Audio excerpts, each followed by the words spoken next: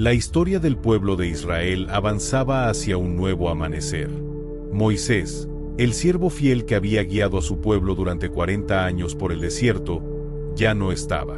Su voz, que había hablado con Dios cara a cara, había sido silenciada por la muerte en los montes de Moab, y el liderazgo había pasado ahora a un hombre que había permanecido a su lado como sombra leal, Josué, hijo de Nun. No era tarea fácil tomar el lugar de aquel que había enfrentado al faraón, abierto el Mar Rojo y recibido la ley en el Sinaí. Josué se encontraba frente al desafío de su vida: conducir a Israel a la tierra prometida, cruzar el Jordán y enfrentar a naciones fortificadas. En ese instante, Dios se acercó a él con palabras que resonaron como fuego en su espíritu: esfuérzate y sé valiente, porque yo estaré contigo donde quiera que vayas. Y esas palabras se convirtieron en el cimiento de lo que estaba por acontecer. El pueblo se levantó, la mirada puesta en la tierra que fluía leche y miel.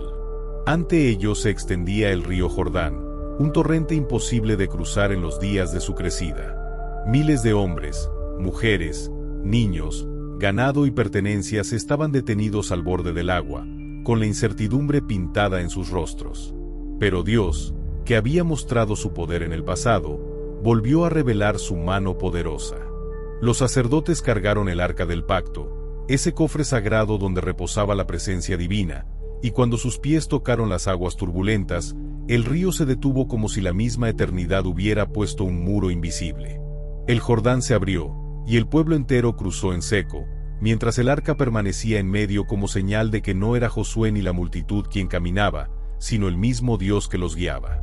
Así como Moisés había abierto el mar, Josué abrió el río, y todo Israel supo que el Espíritu del Señor estaba con él. La primera ciudad en pie frente a ellos era Jericó. Altas murallas, torres vigilantes y puertas de bronce se alzaban como un desafío imposible. Jericó no era una ciudad cualquiera, era una fortaleza legendaria, cuyos muros parecían tocar el cielo. Los habitantes, al enterarse de lo ocurrido en el Jordán, temblaron de miedo y cerraron sus portones.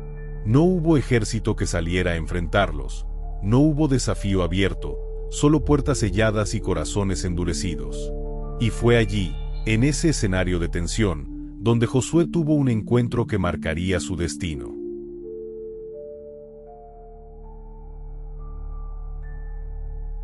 Una noche, al levantar su mirada, vio a un hombre de pie con la espada desenvainada. Josué se acercó con firmeza y preguntó: ¿eres de los nuestros o de nuestros enemigos?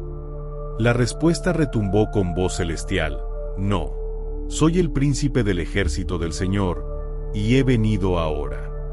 Entonces Josué cayó rostro en tierra, entendiendo que no era su espada ni la de Israel la que ganaría la victoria, sino la presencia del Dios de los ejércitos que marchaba delante de ellos.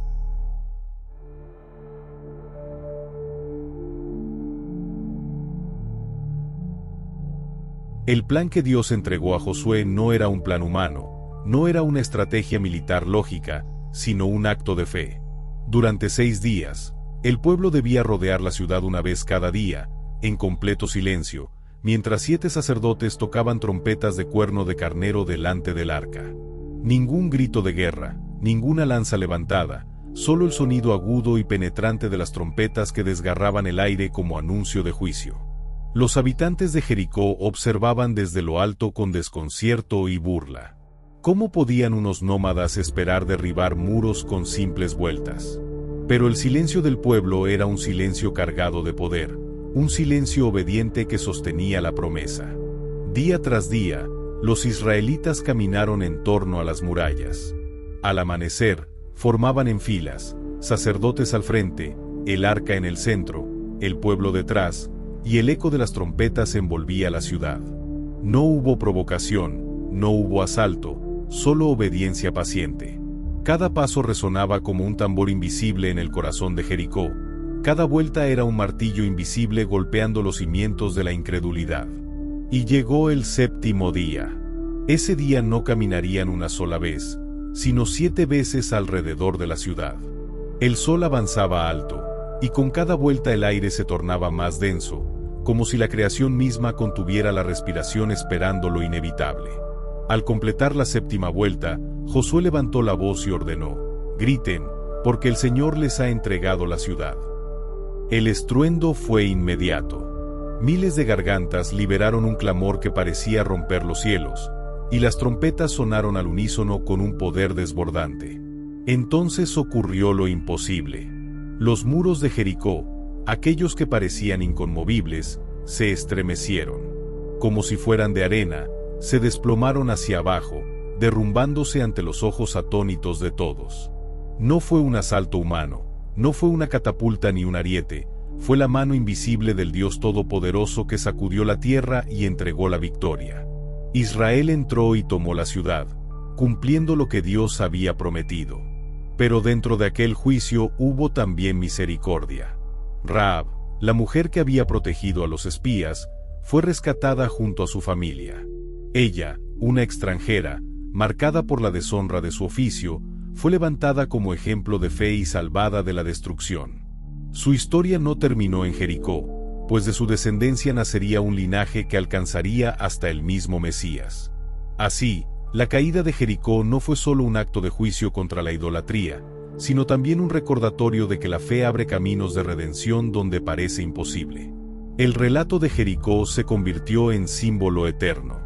Dios no necesitó espadas afiladas ni ejércitos poderosos, solo un pueblo que obedeciera a lo absurdo, que confiara en lo invisible, que marchara en silencio y gritara en el momento señalado. La victoria no dependió de muros ni de fuerzas humanas, sino de la fe puesta en el Dios que cumple lo que promete.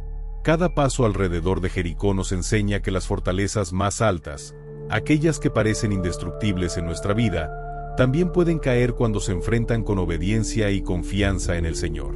Así como Israel vio desplomarse los muros de piedra, nosotros podemos ver caer los muros de miedo, de pecado, de esclavitud y de duda que nos rodean. Porque los muros más altos no se derriban con armas visibles, sino con fe firme, oración constante y obediencia al tiempo de Dios. Jericó nos recuerda que la victoria llega no cuando nosotros peleamos con nuestras fuerzas, sino cuando dejamos que Dios pelee por nosotros.